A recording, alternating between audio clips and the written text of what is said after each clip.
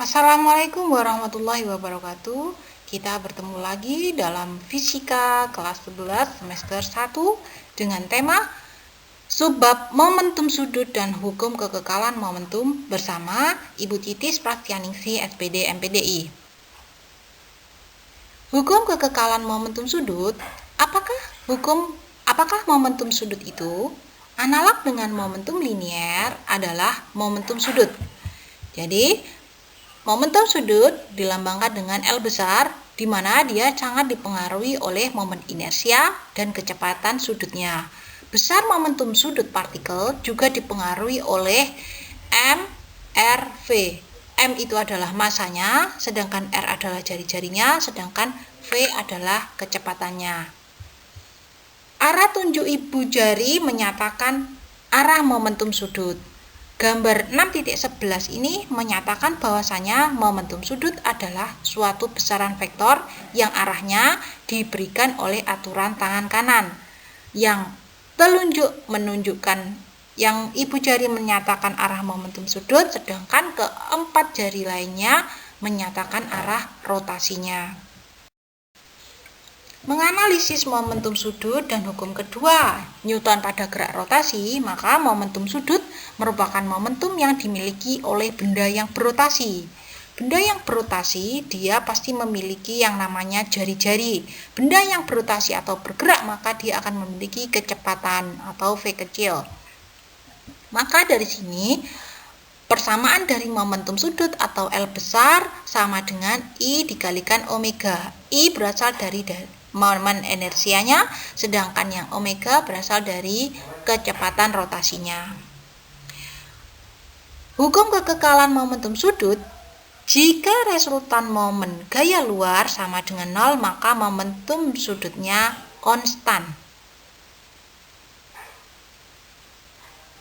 Sehingga persamaannya L1 sama dengan L2, I1,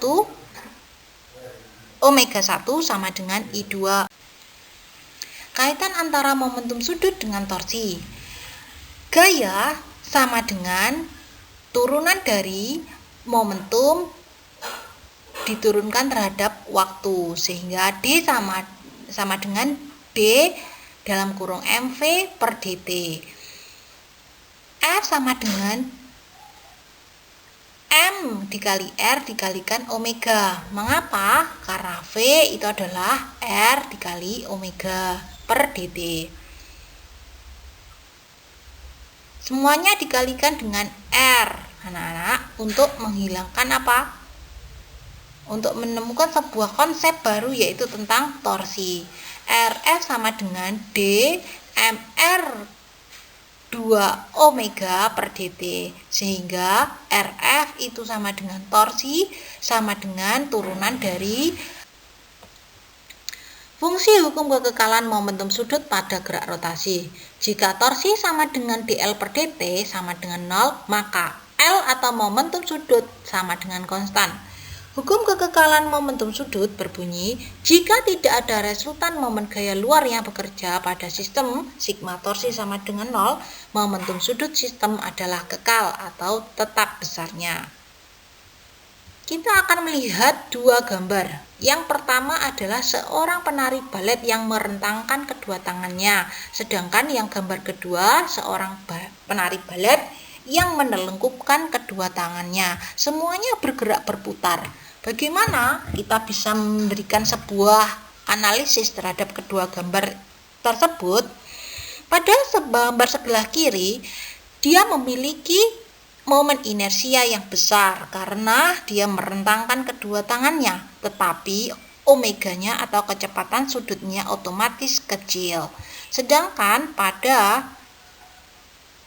gambar yang kedua yang sebelah kanan, pada saat penari balet tersebut menelungkupkan kedua tangannya, maka otomatis akan mengurangi momen inersianya. Pada saat momen inersianya kecil, maka akan memperbesar kecepatan sudutnya. Sehingga sebuah persamaan baru ditemukan bahwasanya hukum kekekalan momentum sudut, yaitu L1 sama dengan L2, yaitu I1 omega 1 sama dengan I2 omega 2. Demikian penjelasan kita Bu Titis pada pertemuan kali ini. Semoga bermanfaat. Tetap semangat, sehat selalu. Assalamualaikum warahmatullahi wabarakatuh.